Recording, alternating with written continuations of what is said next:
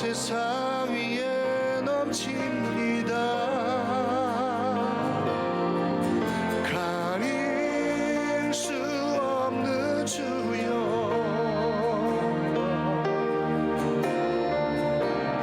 온 땅 위에 충만합니다. 주님만이 길이오니 우리 그 길 따라갑니다. 그날에 우릴 이루시 주는 완전합니다. 한없는 주님의 은혜, 오 주님, 온 세상 위에 넘칩니다. 가릴 수 없는 주여,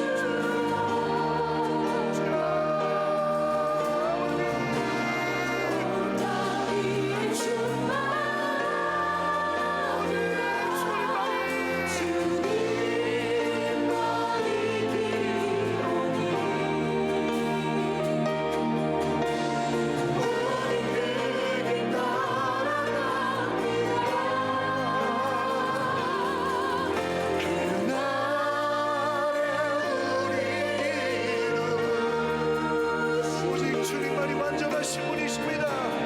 주는 완전하니 다시 한번 목소리 높여서 한없는 주님의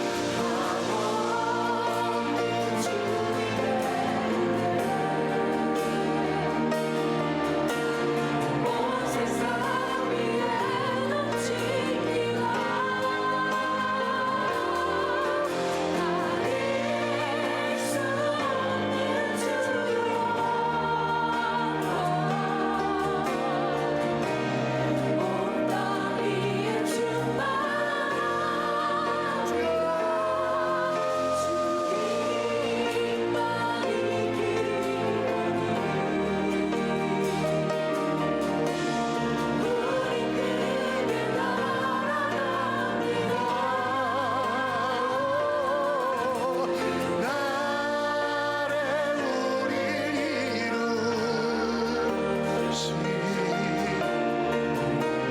주는 완전합니다.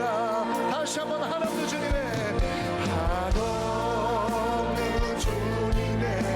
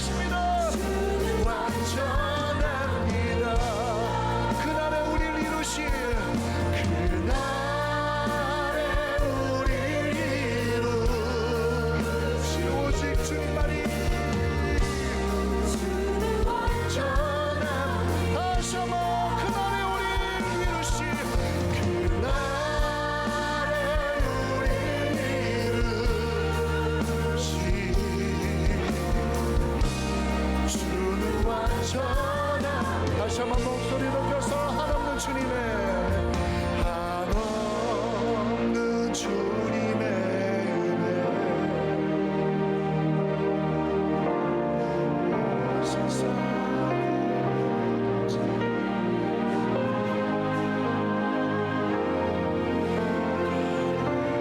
가릴 수 없는 주,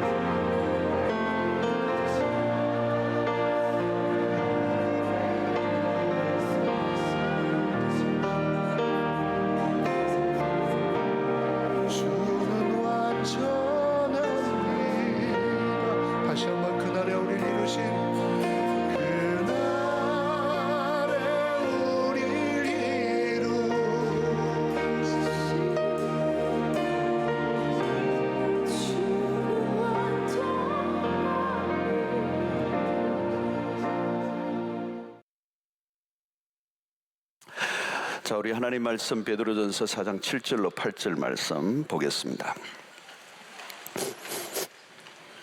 베드로전서 4장 7절 8절 두 구절입니다. 우리 함께 보겠습니다.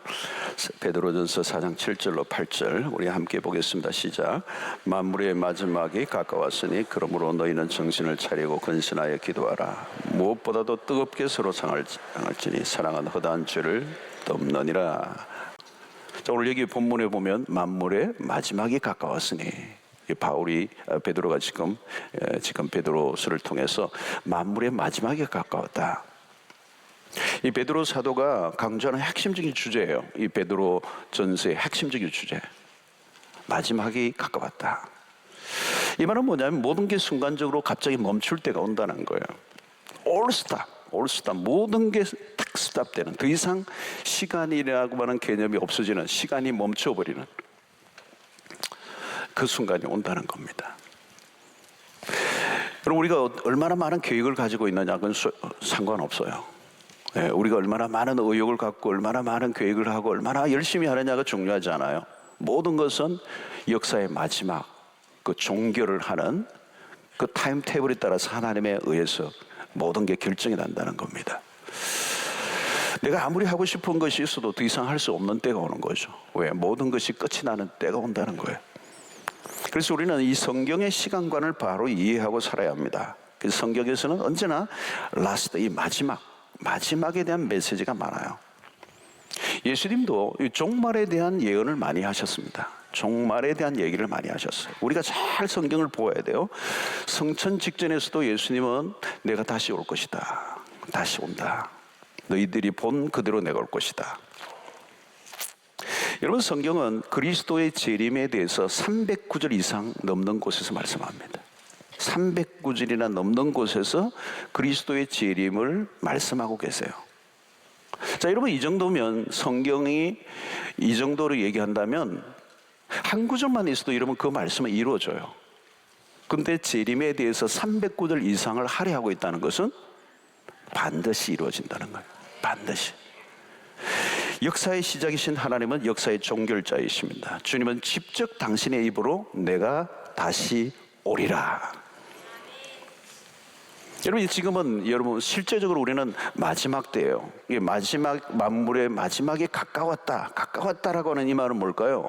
이미 임박했다는 겁니다. 역사의 심판은 이미 시작이 되었다는 거예요. 그 끝 지점으로 점점 다가오고 있다는 거죠. 그래서 지금은 마지막 때라는 거예요. 우리가 흔히 그 얘기하죠. 말세다.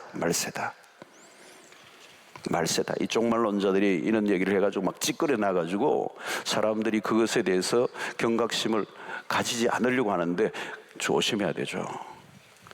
여러분, 마지막 때는 뭐가 필요한가 하면요, 집중력이 필요해요. 초집중력이 필요하다는 겁니다. 오늘 이 시대는 마지막 지점을 살고 있기 때문에 그 어느 때보다도 초집중을 해야 된다. 여러분, 이 종말이 온다는 것은 그리스도인들에게는 복음입니다. 기쁜 소식이에요. 그래서 우리가 복음이라는 얘기는 예수 그리스도의 오심, 십자가의 죽으심, 부활, 성천, 그리고 마지막 그리스도의 재림까지 다 포함하는 겁니다.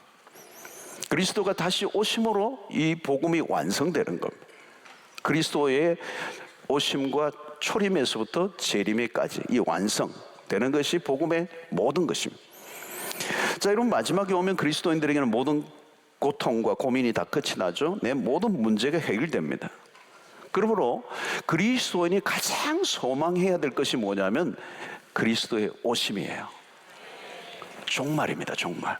우리가 바라볼 것, 우리가 기대할 것, 갈망하는 것, 소망하는 것, 우리가 꿈꾸는 것, 그 모든 것은 그리스도의 오심을 통하여 이루어지는 것, 소망이 이루어지는 것. 여러분, 기독교는 소망의 종교라고 그러죠. 소망. 우리의 소망이 없으면 아무것도 없어요. 우리의 믿음이 왜 필요합니까? 소망 때문에 필요하다는 거예요. 그런데 그 소망이란 것은 도대체 뭐냐? 마지막 날 종말에 이루어질 일이란 거예요. 그리스도의 오심을 통하여. 그래서 반드시 종말의 의식을 가지고 살아야 돼요. 오늘 여러분, 우리의 신앙에서 이 부분이 매우 이게 약해져 있어요. 다시 오실 그 주님, 그리고 이 역사의 종말을 통하여 최후에 이루어질 새하늘과 새 땅에 대한 기대감이 없다면 우리의 신앙은 아무것도 아니에요.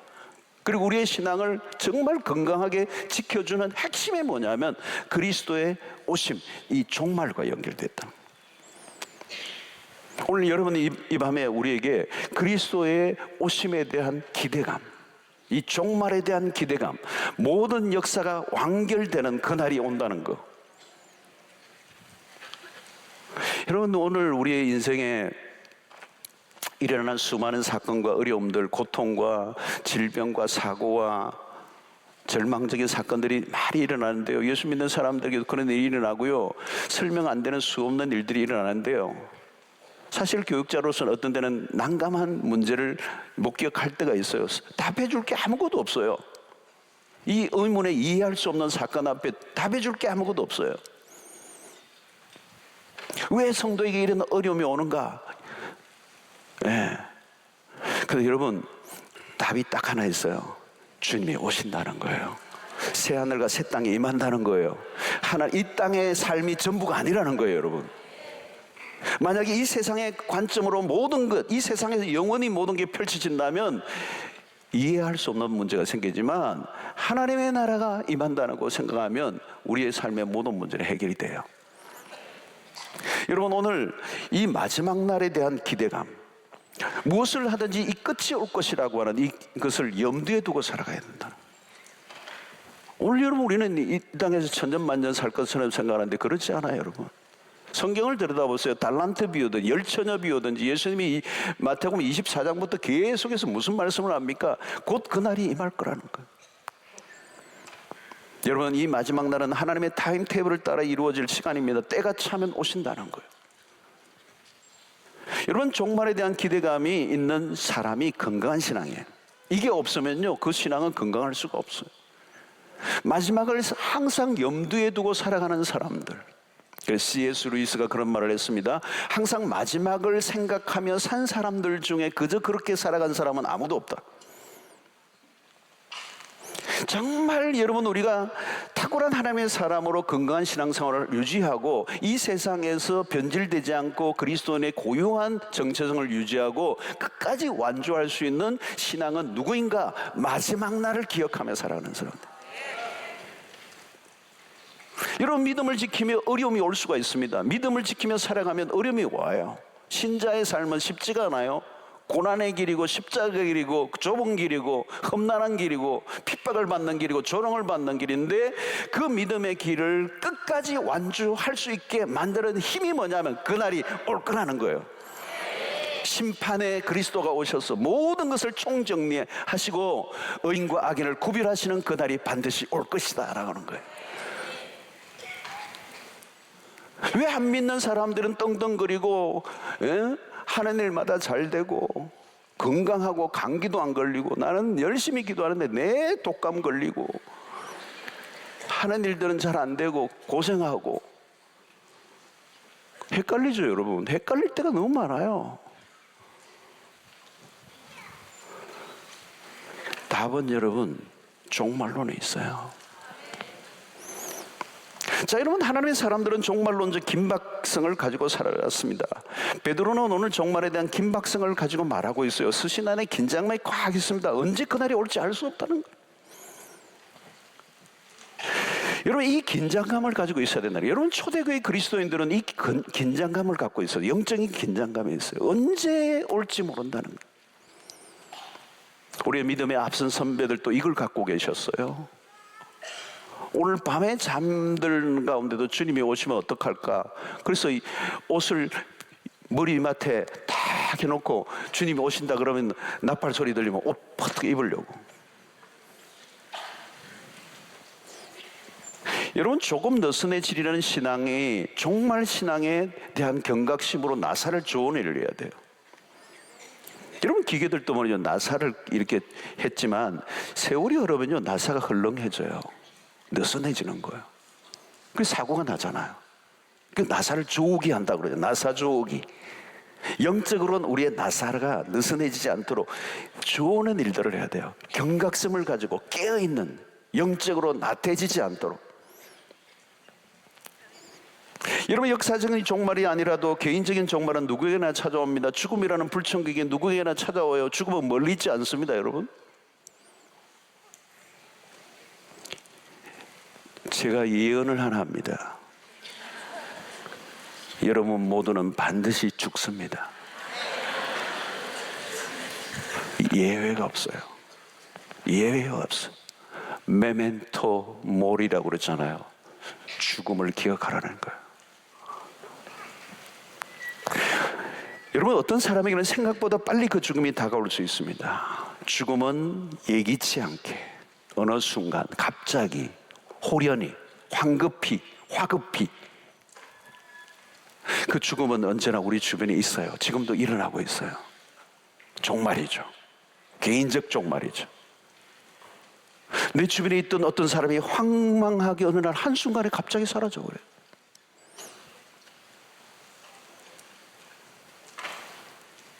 저는 여기 있는데 예배를 드리고 있던 어떤 분들은 그냥 지금 가셔서 제가 몇 년인 동안에도 그분은 기억에 어느 날 갑자기 가시는 거예요. 진단받고 6개월 만에 3개월 만에. 건강하신 분, 나이가 젊으신 분, 청년들. 제가 아는 어떤 분은요, 몸이 안 좋아, 늘 바쁘게 살다 몸이 안 좋아서 자기가 차를 몰고 병원으로 가서 진찰 받으러 갔는데 그 길로 가신 거예요. 병원에 갈 때는 자기가 운전해서 가요. 나올 때는 못 나온 거예요. 여러분, 오늘 4명 중에 암이에요. 암으로 죽어요. 죽음은 모든 것을 한순간에 멈추게 합니다. 죽음은 피할 수 없는 현실이에요. 그러니까 먼 역사의 종말이 아니라 개인의 종말은 anytime 있어요. 와, 여러분, 이 죽음은요 강력한 권세예요. 강력한 거예요. All stop이에요. 우리 하나님 앞에 서는 순간이죠. 피할 수 없는 엄연한 현실이에요. 준비되지 않은 채 맞이하면 충격이 와요, 여러분. 여러분, 그리스도인들은요 모두가요 언제나 그리스도인이라면 이 개인적 종말이 올 것을 염두에 두고 언제나 살아야 돼요. 어떤 사람은 신기해요. 자기에게는 죽음이 안 올 줄로 생각해요. 그런 법이 없어요. 죽음은 실제예요. 그래서 여러분, 서랍도 늘 정리해 놓으셔야 돼요.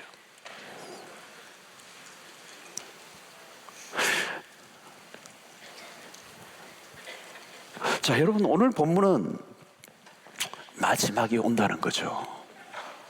마지막이 다가오고 있다는 거예요. 이런 마지막이 가까웠다는 것은 무엇을 의미합니까? 이미 모든 게 시작되었다는 겁니다. 워킹이 되고 있어요. 심판주가 이미 출발하셨어요. 심판을 위해서. 가까웠다. 미래가 아니라 이미 현재적 사건으로 임박했다는 거예요. 여러분, 그리스도인들이 이 1세기 그리스도인들이 이 의식을 갖고 있었어요.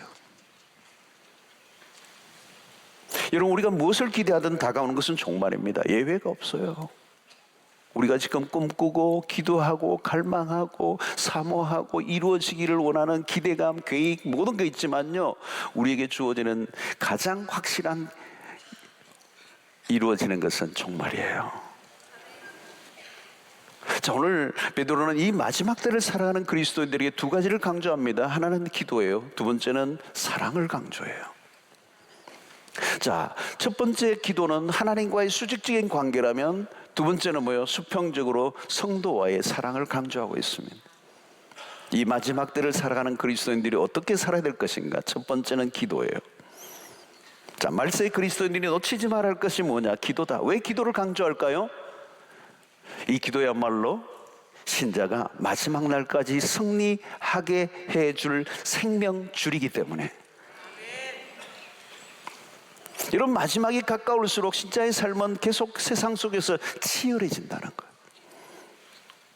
갈수록 영적 전쟁은 거세져요, 여러분. 여러분, 우리 일평생 우리는 영적 전쟁을 치러요. 우리의 힘으로는 이겨낼 수가 없다는 겁니다. 마귀도요 자기 때릴 얼마 남지 않은 걸 알고 있어요. 종말 의식은 우리만 가지고 있는 게 아니요, 마귀도 종말 의식을 가지고 있어요. 이제 얼마 안 됐다는 걸 알기 때문에. 여러분, 승리를 가늠하기 어려울 정도로 치고 들어오는 공격들이 많습니다. 사단이 골인 지점까지 가도록 그냥 내버려 두지 않아요. 그 싸움의 치열한 접전 지역이 어디냐? 기도의 자리라는 거예요. 그래서 베드로는 너희는 정신을 차리고 근신하여 기도하라. 그냥 기도가 아니죠. 정신을 차리고 깨어 기도하라는 거예요. 왜 베드로가 이런 말씀을 하고 있습니까? 기도의 자리에서 잠들기 쉽다는 겁니다. 영적 나태가 찾아오기 쉬워요. 정신을 차리고 기도하는 기도란 어떤 것입니까? 근신하는 기도란 뭘까요? 바로 종말론적인 시각을 가진 기도예요. 곧 다가올 종말에 대한 경각심을 가지고 기도하라는 것. 여러분, 오늘 우리가 분주한 삶을 사는 걸 참 경계해야 됩니다. 오늘날 우리 삶은요, 자꾸 분주하게 만들어요. 정신없이 만들어요. 요즘 뭐 고속철도 있고요, 자동차도 있고요, 고속도로도 열어놓고요. 또 심지어는 요즘 이 인터넷으로, SNS로 막 전부 다 통신망, 연결망, 이 교통 이런 것들이 너무 편리해지는데 이게 뭐죠? 우리를 더 바쁘게 만드는 거예요. 정신없이 만들어요. 여러분, 이 분주해지면 어떻게 되죠? 방향을 잃어버려요. 분주한 삶은 결코 좋은 거 아닙니다, 여러분. 어떤 사람은 성공한 것을 바쁜 것으로 여기죠. 나 요즘 바빠. 나 성공해서 그 말로 생각해요. 아니거든요. 여러분, 종말에 대한 관점을 놓쳐버리면 기도는 허공을 치게 됩니다. 종말을 생각해야 기도의 질이 달라져요. 초점이 분명한 기도를 하게 됩니다. 내가 진짜 해야 할 기도가 무엇인지를 분명히 아는 게 종말론적인 기도예요. 핵심에 충실한 기도, 초점이 분명한 기도. 여러분, 정신을 차리고 건신하여 기도하려면 어떻게 해야 합니까? 영적인 민감성이 있어야 합니다. 기도란 본래 영적인 민감성에서 일어나는 영적인 행위예요.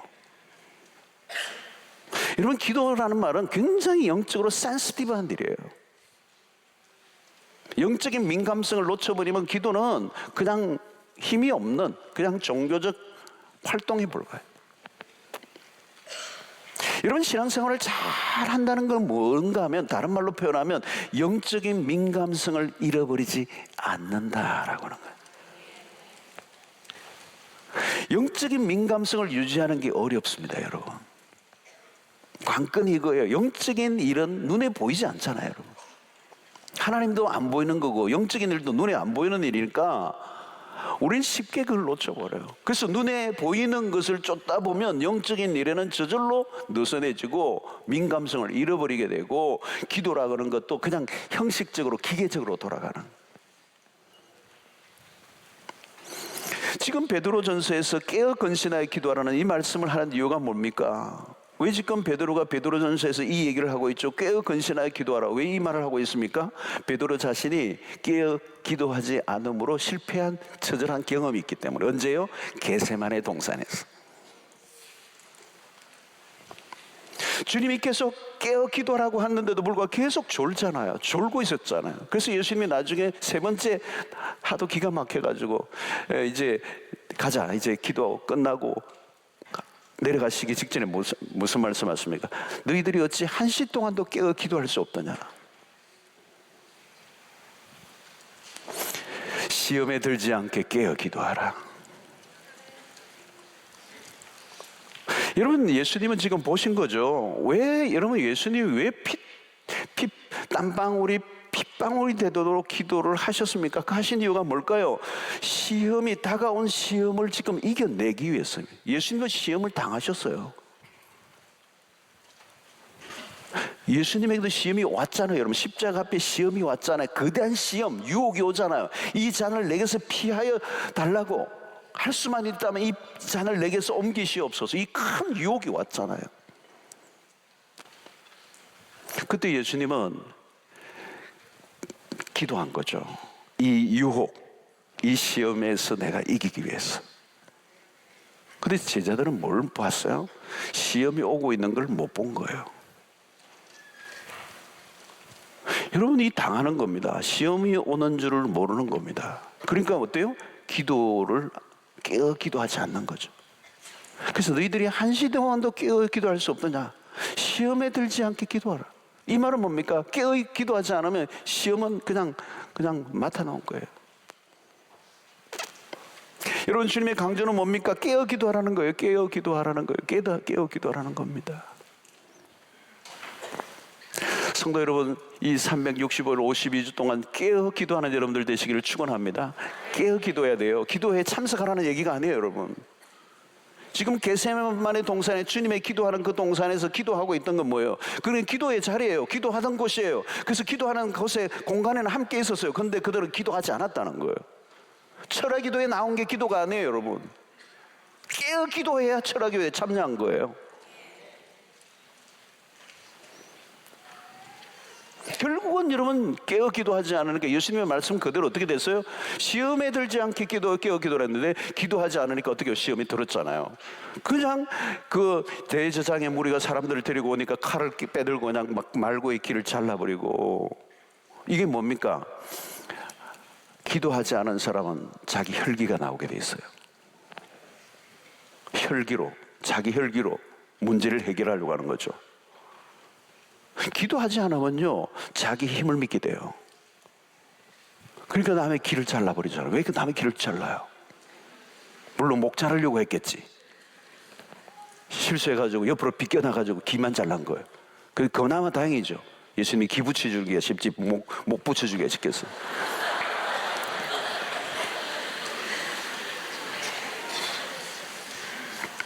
여러분, 영적으로 깨어있지 않을 때 주님으로부터 멀어지는 겁니다. 그러니까 주님이 신문을 받을 때 멀찍이 줄을 쫓다가 멀찍이 나중에 어떻게 다 도망가 버렸잖아요. 주님을 따를 기력이 생기지 않죠. 여러분, 깨어있는 기도가 없는 삶은 어떤 일이 일어날지 모릅니다. 그 말은 다른 말로 하면 마귀와 동력자가 되는 거예요. 가장 위험한 인생은 언제냐? 깨어있는 기도가 없는 삶이에요. 여러분, 영적으로 어두운 상태에 있을 때 시험이 찾아옵니다. 한마디로 사단이 가지고 놀아요. 사단이 시키는 대로 순종해요. 끌려다닙니다.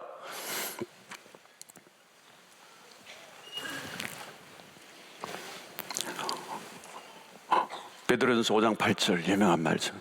근신하라 깨어라. 너희 대적 마귀가 우는 사자같이 돌아다니며 삼킬 자를 찾나니. 지금 베드로는 계속 근신하라 깨어라 그래요. 왜요? 마귀가 깨어서 두루다니며 삼킬 자를 찾고 있기 때문에. 여러분, 여기서 베드로 사도도 분명히 사도 바울과 똑같이 영적 전쟁의 실체를 얘기하고 있습니다. 깨어 있어야 할 이유는 마귀의 존재가 우리를 삼키려고 입을 벌리고 돌아다니고 있다는 거예요. 마귀를 여러분 우는 사자처럼 비유를 했습니다. 한번 걸려들면 인정사정 없이 물고 늘어지는 거예요.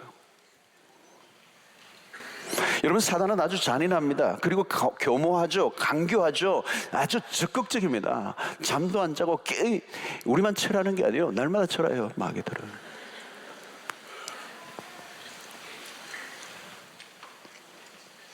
여러분, 마귀가 우리 주변에서 배회하고 있습니다. 목사님들만 신방하는 게 아니에요. 마귀는 매일 신방해요. 욥기서를 보면 두루 다니고 왔나이다 그러죠. 이 집 저 집 가가호호.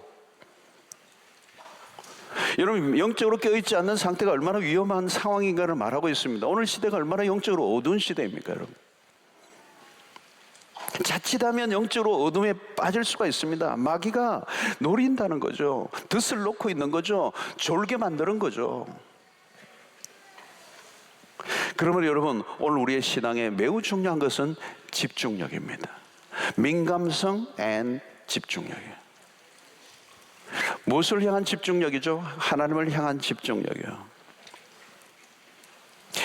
깨어있지 않고 잠들고 졸고 있다는 말은 뭘까요? 다른 말로 하면 영적인 집중력을 잃어버렸다는 얘기고, 영적인 집중력을 잃었다는 말은 마음이 분산되어 있다는 겁니다. 마음이 흐트러져 있다는 거. 그러면 여러분 시험에 들게 돼 있습니다. 여러분 오늘 우리의 신앙의 삶에 얼마나 산만한지 몰라요. 영적인 집중력을 가지기가 힘들어요. 여러분 주말 위크엔드에 이 주말에 조금만 산만하게 보내도요 주일날 예배 안으로 들어가기 힘들어요. 여러분 사랑이 식어진다. 사랑은 식어지기가 쉬워요. 여러분 사랑은 뜨거워야 돼요. 여러분 근데 식어진다는 거예요. 사랑의 속성은 강력한 것입니다. 여러분 이것이냐 저것이냐예요. 사랑할까요 말까요 그런 거는 없어요. 사랑하면 하는 거고 말면 말한 거지. 사랑은 뜨겁게 적극적으로 해야 되는 거예요. 자, 말세의 특징을 디모데후서 3장 1절에 바울이 이렇게 얘기합니다. 너는 이것을 알라. 말세에 고통하는 때가 이르러 사람들이 자기를 사랑하며 돈을 사랑하며. 여러분 제일 먼저 말세에 특징이 있는데 말세에 고통하는 때가 일어나는데 가장 먼저 뭐가 있느냐면 사람들이 자기를 사랑한다는 거. 여러분 오늘 이 말씀이 그대로 적중되고 있습니다. 오늘 우리 시대에 자기를 사랑한다는 것. 이 자기 사랑은 뭘까요? 병적 자기애를 말하죠. 병적인 자기애. 다르게 표현하면 자기에게 빠져 있는 겁니다. 자기 자신만을 바라보고 있는 거예요. 자기의 세계에 갇혀 있어요. 자기 외에는 몰라요. 그 요즘 이런 단어를 뭐라고 해요? 편집적 자기애라고 그러잖아요. 편집 정세예요. 지독한 자기 집착이에요. 여러분 요즘 많은 사람이 여기에 걸려 있어요. 자기를 외에는 볼 줄을 몰라. 자기 세계에 갇혀 있어요. 자기 문제에만 매달려 있어요. 여러분 기도도 마찬가지예요. 자기 기도밖에 없어요. 여러분 왜 기도 오래 못하는지 아세요? 간단해요. 자기 기도만 하니까 그래요. 중보 기도가 없으면요 기도는 짧을 수밖에 없어요. 자기 기도 뭐 그렇게 오래 한대요?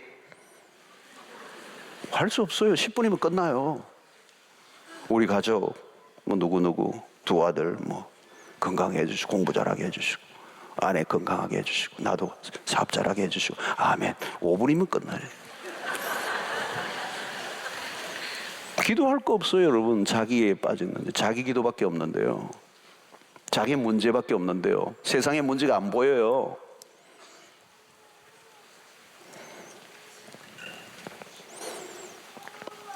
오늘날 여러분 사람들은 이 편집적 자기애가 무서운 겁니다. 여러분 자기 세계에 매몰되어 있어요. 자기를 위해서만 모든 에너지를 다 쓰고요. 돈도 자기만을 위해서 쓰는 거예요. 자기를 위해서 돈을 쓰는 건 전혀 아깝지가 않아요. 여러분 중독도 그런 거예요. 여러분 자기애적 편집 정세예요. 중독이 자기 스스로의 만족을 추구하다가 그게 빠져버린 거예요. 여러분 이 병적 자기애는 사랑으로부터 멀어진 삶입니다. 진정한 사랑을 우리가 모르기 때문에 자기만을 바라보고 살아가는 것은 일종의 정신적 질병이죠. 여러분 이 자기애가 깊어지니까 그게 우울증으로 연결되는 겁니다.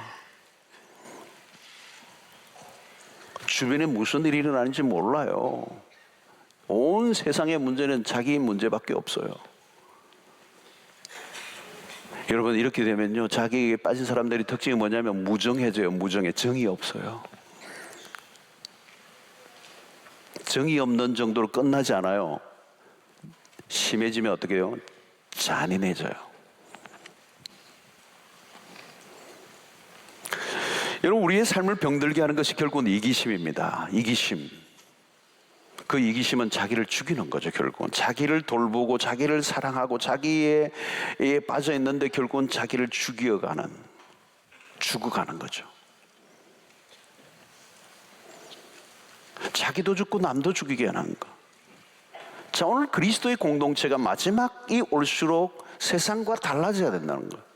말세의 세상은 그런 모습으로 갈 텐데 그런 모습과 전혀 다른 형태의 그리스도의 공동체는 뭐야? 서로 뜨겁게 사랑할지니. 여러분, 여기 뜨겁게라는 이 단어는 단순히 감정적인 것만을 말하지 않아요.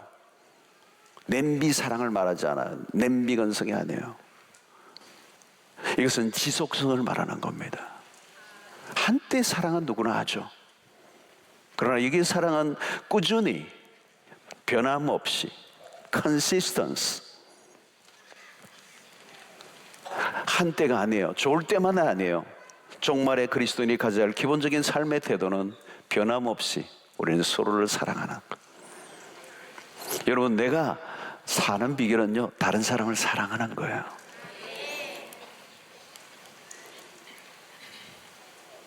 가장 건강하게 살아가는 비결은 나의 세계에서 벗어나는 거예요. 그래서 여러분, 선교지에도 가는 게 얼마나 좋은 일이에요, 여러분.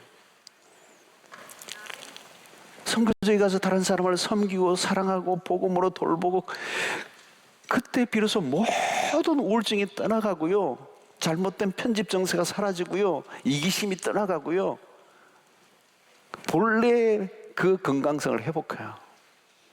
할렐루야. 오늘도 내 기도에 빠져있는 분들 중보 기도로 나아가 보세요. 중보 기도는요, 기도의 완성이에요. 다른 사람을 위해서 기도하기 시작할 때 내 기도에 빠져있는 것에서 자유함을 얻고 하나님의 통치를 믿고 하나님의 나라가 임하는 하나님의 동력자가 되는 것이죠. 자, 오늘 베드로가 말하는 사랑은 구체적으로 이렇게 얘기합니다. 사랑은 서로 사랑할지니, 뜨겁게 사랑할지니, 그 사랑이 뭐라고요? 사랑은 허다한 죄를 덮느니라. 여러분, 하나님의 사랑은 우리의 죄를 덮는 것으로 나타났습니다. 하나님의 은혜는 한마디로 뭐예요? 덮어주심이에요. 우리의 모든 과거의 허물과 죄를 완전히 덮어주셔서 무엇으로? 그리스도의 보혈로 덮어주심. 우리의 허물과 약점과 실수와 우리의 죄악을 덮어주신 거예요. 여러분, 하나님의 사랑은 어떻게 실천되었습니까? 덮어줌으로예요. 그러면 오늘 우리에게도 마찬가지예요. 사랑은 뭐예요? 덮어주는, 서로 사랑은 허다한 허물을 덮어주는 것이다. 자, 그런데 여러분, 우리는 주로 남의 약점을 보는 순간 어떻게 해요? 빰빠라밤, 막 신이 나는 거예요. 와우, 오늘 한 건 했어, 대박이야, 흥분하면서 막 누군가에게 말하고 싶은 열정이 일어나며, 그게 죄성이에요.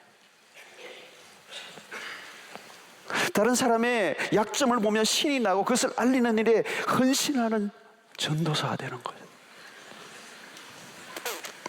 그때는 전화비도 아깝지 않아요. 이런 좋은 이야기는 퍼나르지를 않아요, 잘. 근데 좋지 않은 이야기는 열정을 다하여 퍼나르는 거예요. 천하 만민에게 알리는 거예요. 여러분, 주님이 덮어주신 죄를 덜추는 일은 사탄과 동력하는 일입니다. 사탄이 하는 일이 뭔지 아시죠? 덜추어내는 일입니다. 사단은 폭로의 영입니다. 남의 약점을 덜추어내는 것을 좋아하는 사람은 마귀의 속성을 닮은 거예요. 여러분, 교회도 마찬가지. 어떤 사람의 실수로 인해 교회가 시험에 드는 경우는 별로 없어요. 그것을 말로 옮기는 사람들 때문에 교회가 어려움에 빠져요. 교회를 깨뜨리는 주적이죠, 사실은. 허물을 덮지 않고 퍼뜨리는 것. 여러분, 허물을 덜쳐내는 일은 아주 무서운 일입니다. 특히 지도자의 허물을 덜쳐내기 시작하면 그 공동체는 적의 공격에 무너지게 돼요. 요즘 신천지가 이 작업을 해서요, 한 교회를 무너뜨려 버려요.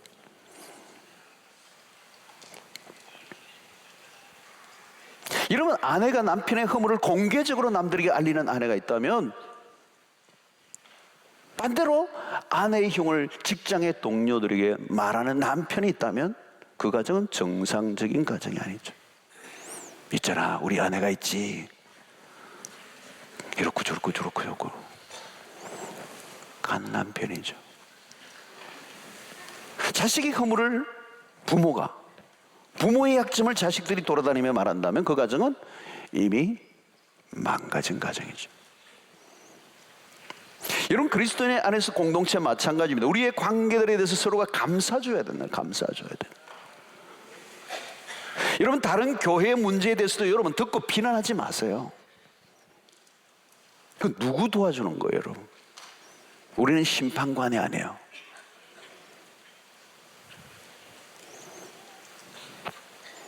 여러분, 미국에서요 가장 위험한 지역이 어느 동네인지 아세요? 할렘가? 아니에요. 권총을 소지한 사람들이 많은 지역 아니에요. 상대의 약점을 헐뜯고 던져내는 사람이 많은 곳. 총기예요. 총기 없는 총기죠. 여러분, 자꾸 옳고 그름을 따지려고 하는 사람들은 마귀의 전술에 넘어갈 가능성이 높습니다. 부부간에도 잘잘못을 따져보십시오. 부부간에서 여러분 들추기 대회를 한번 해보세요. 끝이 어떻게 될까? 어떤 사람들은 부부끼리 그래요. 자, 당신 약점, 나에 대한 약점 10가지 적어.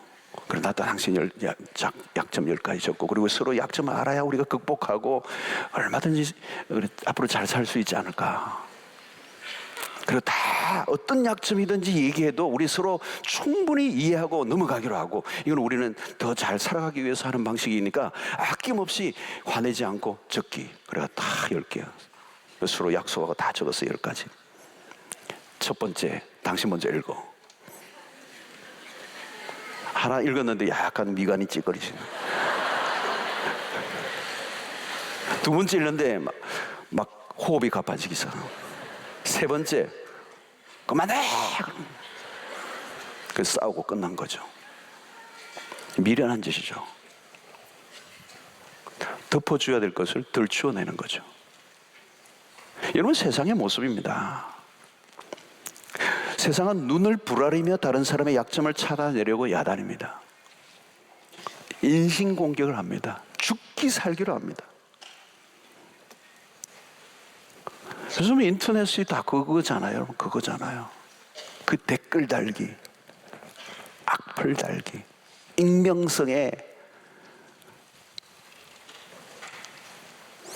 여러분, 왜 베드로는 허물을 덮어주라고 하는 것입니까? 마지막 시대 치열한 전쟁을 치르는 그리스도인들이 끝까지 이겨내는 힘은 공동체를 통해서 얻기 때문에 그렇습니다. 만약 덮어줌이 없으면 공동체는 죽어버리는 거죠. 죽어버리면, 공동체가 없어져 버리면 어때요? 그리스도인들은 홀로 존립할 수가 없습니다. 소수의 그리스도인들마저도 그들이 서로 허물을 덮어주지 않고 사랑하지 않으면, 그 소수의 공동체마저도 사라져 버린다면 그리스도인들의 삶은 불가능한 것입니다. 이러면 허물을 덮어준다라고 할 때 이것은 뭘 연상하게 하느냐면요, 불이 막 붙었을 때 이불로 확 덮어주는 거예요. 그러면 꺼져버려요. 젖은 이불로 덮어주는 거예요. 불이 더 나지 않도록 그것을 꺼주게 하는 역할을 하는 거죠. 이런 마귀의 공격은 뭔지 아세요? 이 마지막 때 공동체를 흔들어요. 우리의 관계의 틈을 만드는 게 마귀의 주 목표입니다. 저는 이민교회에서 20년을 목회했는데, 이민교회가요 잘 깨어져요. 한 교회에서요 깨져서 나와서 또 그 교회가 또 깨져서 2개가 되고, 또 깨져서 2개가 되고, 한 교회가 10개씩 나눠지기도 해요. 계속 깨어지는 거예요. 네, 만나면 물고 뜯고 싸우는 거예요. 뭐 이민교회가 다 비슷해요. 뭐 호주나 미국이나 다 이민교회. 얼마나 싸우는지. 조금 교회가 잘하려고 하면 또 싸우고 가지고 탁 깨지고 탁 깨지고 그래요. 얼마나 많이 싸우는지. 오죽하면 식당에서 어떤 사람들이 싸우니까 식당 주인이 여기가 교회인 줄 아느냐고, 어? 그렇게 왜 말하겠어? 기가 막힌 거예요.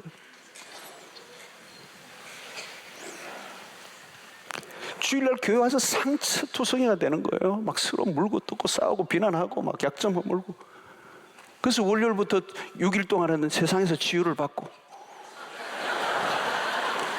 주일날 교회 하면 상처를 입고, 또 세상에 가서 치유를 받고, 이게 희한한.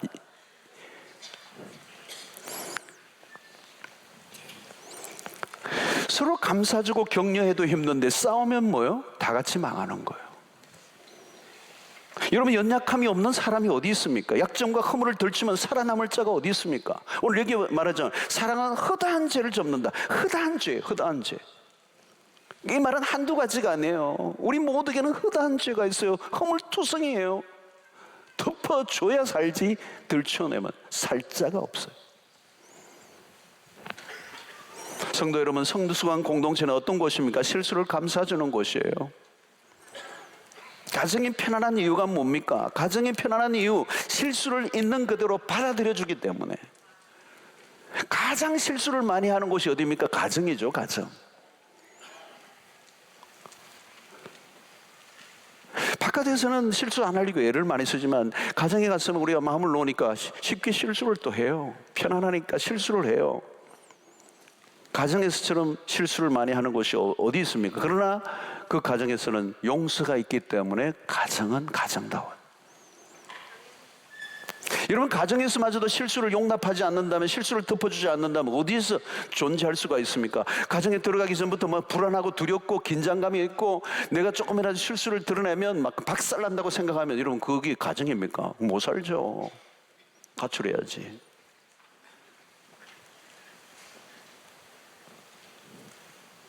여러분, 어머니의 사랑이 위대한 이유는 뭘까요? 자녀의 허물을 덮어주는 눈과 마음이 있는 거예요. 다른 사람은 다 허물을 들춰내는데 그 어머니는 끝까지 덮어주는 거예요. 여러분, 모세의 누이 미리암은 모세의 아내를 흉보죠.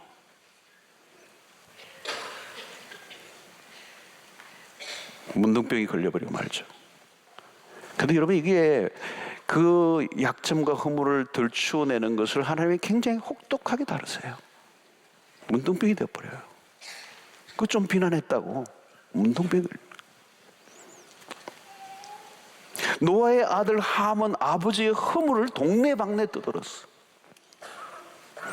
저주가 임했어. 무서운 일입니다, 여러분. 사랑은 허다한 허물을 덮는 것. 여러분, 우리는 하나님의 제한 없는 용서를 경험한 사람들입니다. 우리가 누구인가를 알아야 돼요. 하나님으로부터 용서를 받은 것이 얼마나 많은가를 세어보십시오. 우리의 죄는 결코 작지 않습니다. 머리털보다도 더 많던 뇌의 죄라고 그랬잖아요.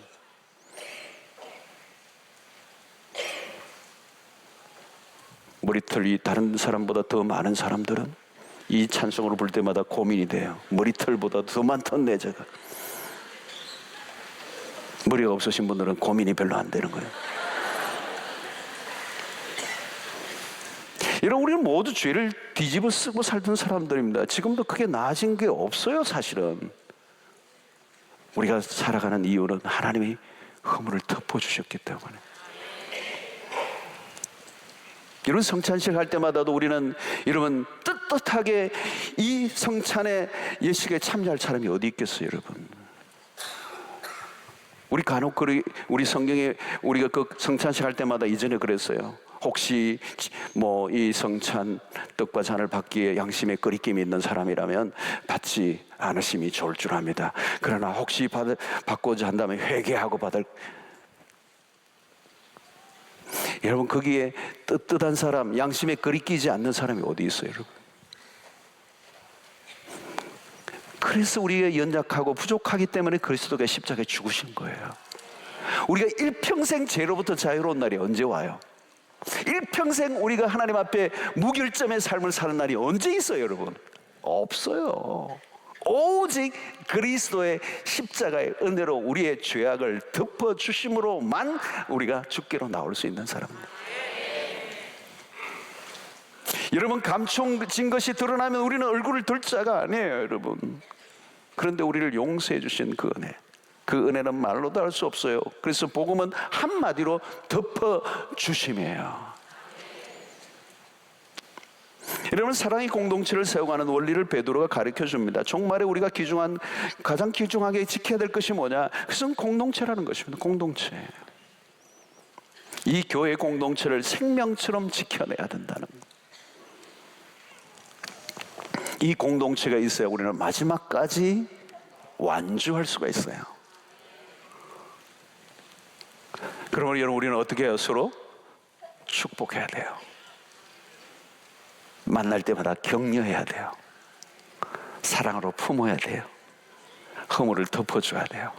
실수를 인정하고 그들을 사랑으로 품어줄 때 우리는 마지막까지 이 공동체를 통하여 함께 주님의 오시를 나를 기다리는 동력자가 될 수 있는 것입니다. 사랑하는 성도 여러분, 사랑하는 일에 실패하지 않게 되기를 바랍니다. 사랑으로 품고 또 품으십시오. 주변을 돌아보십시오. 우리의 공동체가 얼마나 귀중한지. 힘들고 어렵고 때로는 세상 속에 여러 가지 어려움을 당해도 이 사랑의 공동체 안에 들어오기만 한다면 다시 힘을 얻고 다시 달려갈 수 있는 용기를 얻을 수 있기 때문에 우리는 이 공동체가 그렇게 귀중한 것이고 이 공동체를 생명처럼 지켜내야 합니다. 오늘 홀로 여러분이 예수 믿고 신앙생활 하고 있는 분들이라면 이 사랑의 공동체 안으로 들어오셔야 돼요. 홀로 불가능해요. 그래서 우리가 사랑방이 그렇게 귀중한 것입니다.